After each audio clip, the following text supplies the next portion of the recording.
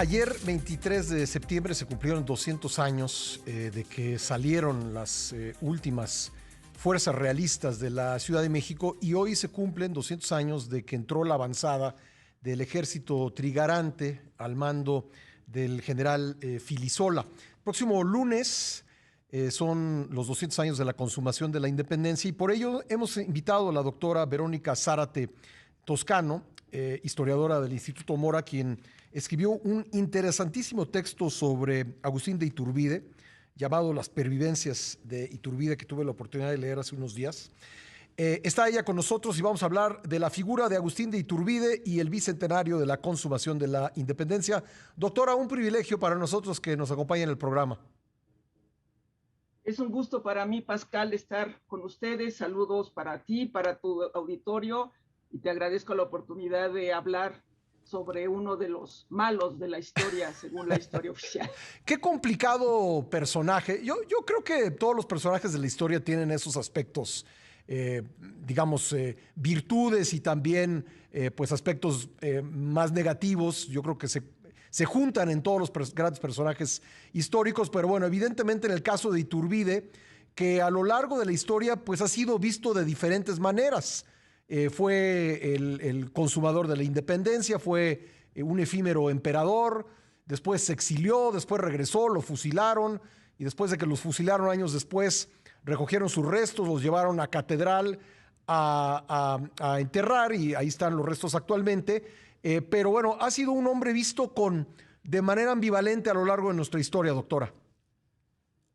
Efectivamente, la virtud o la desventaja de un héroe o de un ser humano es precisamente que puede recibir toda clase de adjetivos, desde héroe a villano, según el momento histórico y según quién lo quiera rescatar o meter en el olvido. Y ese fue el caso de Agustín de Iturbide. Al momento en que él logra reunirse con las otras tropas que estaba combatiendo para consumar la independencia, pues tienen una visión del padre de la patria, del otro padre de la patria. Después, el efímero imperio, como bien lo señalas, pues no contribuyó a su permanencia en la historia, precisamente por eso que se ha considerado un error. Pero después, en lo largo del siglo XIX, sobre todo la facción que podíamos llamar conservadora, busca mantenerlo siempre en la palestra. Se le hicieron muchas notas en la prensa, se le rendía un discreto homenaje o un público homenaje, dependiendo del momento histórico, en el 27 de septiembre, precisamente, pues a partir de que el gobierno en el poder tuviera visos conservadores o inclusive incluyera algunos de los propios participantes de la entrada del ejército trigarante. Entonces se hicieron recordatorios, la prensa está llena de recuerdos, hay discursos cívicos que se pronuncian el 27 de septiembre, y también, bueno, en la capilla de Iturbide, que si nos pueden ver está precisamente a la vista, Sí. Cada 27 de septiembre se iluminaba, se abrían las rejas y se oficiaba una misa.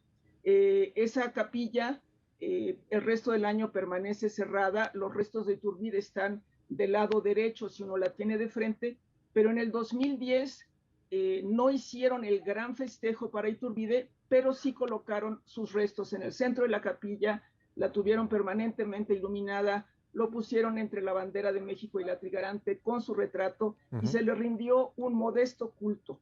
Sin embargo, en la Ciudad de México hay muchos testimonios de la presencia de Agustín de Iturbide.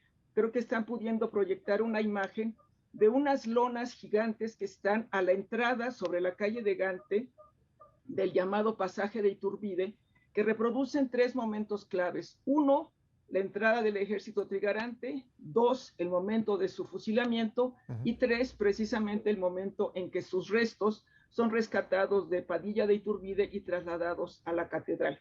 También adentro de ese pasaje hace poco se puso una estatua que había hecho Manuel Vilar en el siglo XIX como parte de un monumento a Iturbide que no se llegó a consumar, y hace unos años se colocó ahí, y me estoy enterando que el día de mañana en Morelia, en una galería privada, se va a inaugurar, se va a develar otra estatua de Agustín de Iturbide. Morelia, que Entonces, es el lugar natal, antes llamado Valladolid, el lugar natal de Agustín de Iturbide.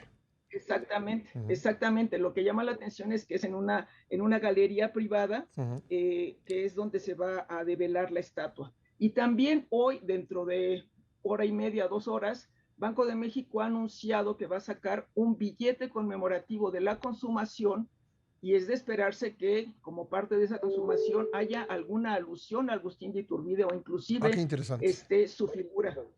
Exacto. Qué interesante. Sí, es muy complicado. Esta semana escribí un texto en la columna que se publica en Excelsior, porque me llamó mucho la atención que vi una campaña de la Secretaría de la Defensa Nacional en autobuses urbanos de la Ciudad de México. Ahí me tocó verla, aunque después también la vi en internet. Y es una imagen donde aparecen Guerrero y Iturbide, y en medio hay un texto que dice Acta de Independencia de la República Mexicana, que eso no existe. Existe un acta de independencia del Imperio Mexicano. Sí, existe un acta falsa donde está rodeada de las imágenes de los participantes y tiene las firmas. Efectivamente, esa acta del Imperio Mexicano está firmada por gente de ambos bandos que antes estaban en lucha. Hay nobles, hay militares, hay civiles, hay eclesiásticos, y precisamente la alusión de Vicente Guerrero pues también ha sido un poco discutida en la historia. Sin embargo, no ha sido tan criticado ni tan relegado al olvido. Sí. El famoso abrazo de Acatempan, cuya veracidad se duda, pero que simbólicamente representa esa unión entre las dos facciones que estaban en lucha y decidieron evitar el derramamiento de sangre y, como se diría en su momento, deshacer el nudo sin romper la cuerda. Entonces tenemos a un Iturbide y a un Guerrero que a veces aparecen juntos en los dulces, en las artesanías, en las playeras, en los pins. No he encontrado jamás un pin con la figura de Iturbide, pero sí he encontrado otras manifestaciones, y la presencia de una moneda de Iturbide en el Bicentenario en 2010 pues es también bastante significativa. Sin duda. Guerrero tiene un estado nombrado por él, y lo mismo que Hidalgo, y en el caso de Iturbide, usted lo menciona en su texto, pues un conjunto de calles y también un par de municipios, uno en Guanajuato, que tiene una historia muy interesante sobre la que también escribí esta semana, y un municipio en Nuevo León, pero también una presa, pero la verdad es que hasta ahí queda en cuanto a la nomenclatura, el recuerdo de Agustín de Iturbide. Sí, la proporción es impresionante. Simplemente en el recuento que hice en 2007, había 122 calles con el nombre de Agustín de Iturbide en la Ciudad de México y zona conurbada, mientras que había 885 con el nombre de Hidalgo. Entonces sí, la desproporción es impresionante. Ese municipio, San José de Iturbide, Guanajuato, durante un tiempo después del asesinato de Álvaro Obregón, se pretendió o se le cambió el nombre a Ciudad Álvaro Obregón, pero en 1948, 20 años después, el Congreso del Estado le devolvió el nombre de San José de Iturbide, que además es un nombre que los propios habitantes del lugar quisieron que llevara a su municipio. Efectivamente, los habitantes a veces pueden pedir que se utilice determinada nomenclatura. Padilla, el lugar donde fue asesinado, también estaba, en algún momento fue propuesto que se llamara el pueblo de Padilla de Iturbide, pero no prosperó. Hay otras manifestaciones que existen de manera oficial y que han quedado también un poco relegadas. Sin ir más lejos, en el himno nacional hay una estrofa que dice: si a la lid contra huesta enemiga nos convoca la trompa guerrera, de Iturbide la sacra bandera, mexicanos valientes seguid. Esta estrofa no se canta más que en ocasiones muy especiales. Vamos a ver si el lunes la interpretan. Interesante. Por cierto, hablando de bandera, pues la bandera nacional es una creación de Iturbide. Y en el Congreso en la Convención de Aguascalientes hubo un momento muy tenso en donde Soto y Gama, que era el intelectual y representante de los zapatistas, pues habló en contra de la bandera como un legado de una élite conservadora religiosa, e insultó la bandera. como digamos, algo que no representaba a los mexicanos de abajo. Claro, la bandera es la conjunción de estos tres colores que se utilizó en la bandera trigarante, solo que la disposición era distinta, después ya se colocaron en franjas, pero también hemos relacionado el tema de los colores del trigarante hasta con la cocina, con el famoso chile en nogada Sí. que se creó para halagar a Agustín de Iturbide cuando pasó por Puebla. Así que Pero también hay otras. cada vez que saludamos a la Sí, bandera, doctora, involuntariamente estamos haciéndole un recordatorio a Agustín de Iturbide. por supuesto, claro, el águila se ha modificado, pero los colores y la colocación de los colores, pues es precisamente la selección de estos colores, es obra de Iturbide, del Trigarante, de Guerrero, de O'Donoghue, de todos estos otros nombres que tampoco se mencionan en estas fechas, pero que también merecen un lugar importante en la historia. La historia no solo es de buenos y de malos. Pareciera ser que yo me dedico a estudiar a los malos de la historia, porque tengo estudios de Iturbide, de Santana, de Porfirio Díaz. Yo creo que ahora voy a hacer uno de Hernán Cortés, pero es que la historia no es en blanco y negro, Claro. simplemente son otros personajes que también tuvieron una participación importante en este proceso histórico que nos condujo a lo que actualmente somos. Entonces, ¿Qué debiera el pasar gobierno. el lunes, doctora? ¿Qué, digamos, con motivo de la conmemoración de la consumación de la independencia, qué debiera suceder con la imagen de Iturbide? Bueno, en el siglo XIX, cuando los regímenes conservadores festejaban el 27 de septiembre, muchos de ellos, como le decía, eran militares que habían participado inclusive en la entrada del Trigarante, hacían una representación, un simulacro de la entrada de la Guerra de Independencia. Lo interesante de lo que se nos anuncia para el lunes es que la SEDENA, la Secretaría de la Defensa Nacional, ha tomado en sus manos la organización de este evento, ha gastado, ha licitado para hacerlo y anuncian que va a haber una recreación de la entrada del ejército trigarante. Sin embargo, esa es una visión del cuerpo militar que finalmente está reconociendo a uno de sus militares como parte de este proceso de independencia.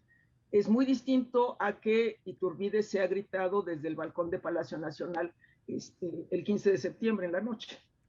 El presidente en su mensaje el 16 de septiembre decía que los mexicanos coincidimos más con Hidalgo que con Iturbide. No tengo a la mano el texto exacto, pero bueno, se refería un poco como Soto y Gama en la Convención de Aguascalientes a que Iturbide era parte de una élite.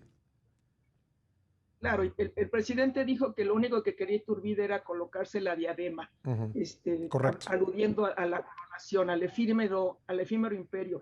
Y ese es el error que se le achaca y al que debemos que Iturbide sea maltratado, digámoslo así, por la historia. Es decir, Iturbide tuvo una visión, veníamos de pasar 300 años bajo un régimen imperial y pensaban que no era fácil transitar hacia una república y que era más fácil mantener el imperio, inclusive trayendo a un infante de la Casa Borbona de España.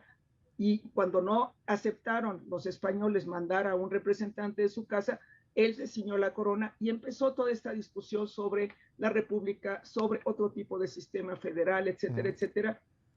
Iturbide tuvo que abdicar y tuvo que salir exiliado. Sin embargo, cuando estaba exiliado en Italia, en Livorno, le llegaron noticias de que México estaba muy alebrestado y él sintió la necesidad de regresar, pensando que con su sola presencia iba a calmar los ánimos, sin saber que había un decreto que decía que el momento que pisara suelo mexicano iba a ser pasado por las armas. Y en ese momento Iturbide entró en la historia, pero del lado tal vez equivocado para muchos de los que hacen la historia, y simplemente hay que hacer una revisión de la historiografía y la manera en que se le trata, y tenemos estas dos visiones, el bueno y el malo. El imperio duró muy poco tiempo como para demostrar perdón, su efectividad en términos de estrategias económicas, culturales, etcétera, etcétera, pero sí sirvió para ponerle a don Agustín pues una tacha de mala persona.